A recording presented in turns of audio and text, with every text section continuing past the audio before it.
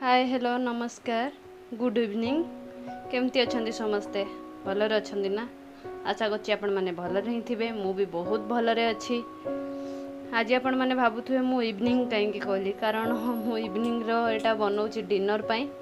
तो सेथि पई चलंतु देखिबा मु आज कोन बनाउछि। मु एठी किछि ग्रीन मटर नै जाइछि आउ बीन्स आउ फुलकोबी आलू आउ पोटल।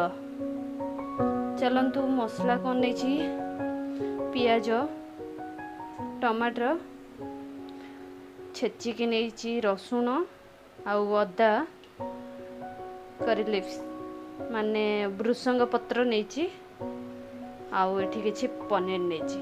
आमे आज बनैबा पनीर मिक्स भेज। ताले चलंतु देखिबा एटा केमती होउची। तो मु कड़ाईटी बसई नहीं आमर कड़ाई गरम है मुझे तेल पकई नेबी।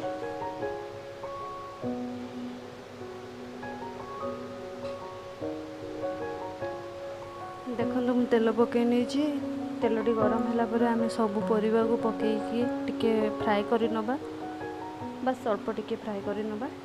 देखो मोर ये तेल गरम हो गला आम रखा परिवा सब देखु मैं को खाली जस्ट टिके टिके फ्राए कर नेबी सब एक सागर पकई नहीं।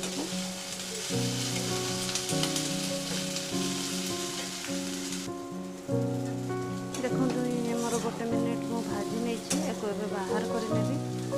तापर मसला देखिपे मुझे बाहर कर नहीं। देखो मु आउ कि तेल पकई नहीं एबे आम पियाज पकई नबा।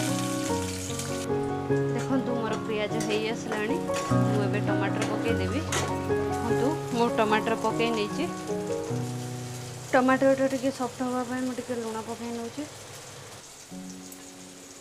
देखु टमाटर हो गला आधे अदा रसुण आ भृसंग पत्र पकई नेबे।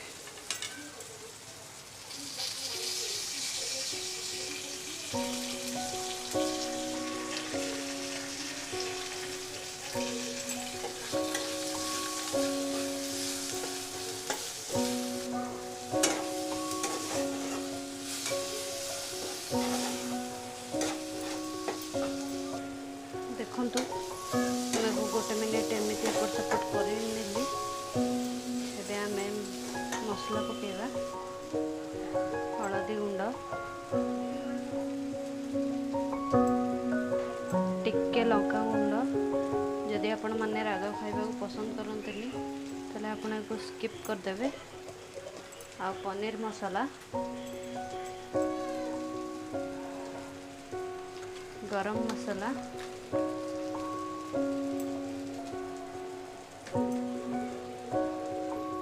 टिके सब्जी मसला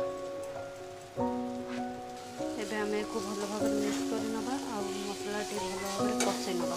तापर मैं आपण मानू देखिए देखु मोर मसला टी हो गला देखिपे केमती तेल बाहरी गला मसलारू तेल बाहरी गले जानवे मसलाटी हो गला। एबे आम भाजी रखी फ्राए करके रखी जो परिवा को पकई नबा।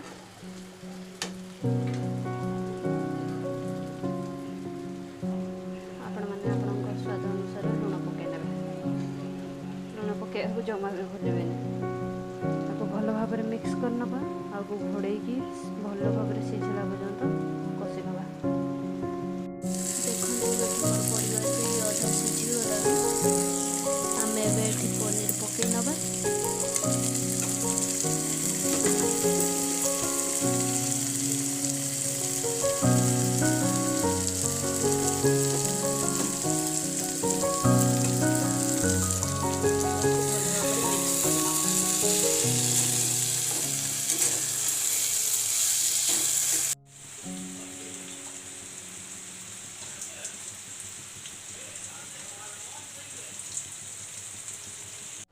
देखु यहाँ आमर ए रेडी हो गला मुझे बाहर कर नौची आपण मानक देखा देखो यहाँ एवं आमर रेडी हो गला। जदि आपण मानक मो वीडियोटी भल लगी निश्चय गोटे लाइक करेंगे, शेयर करेंगे और सब्सक्राइब करने को जमा भी भूलें। पाखर बेल आइकन को भी क्लिक करदे। रही नमस्कार।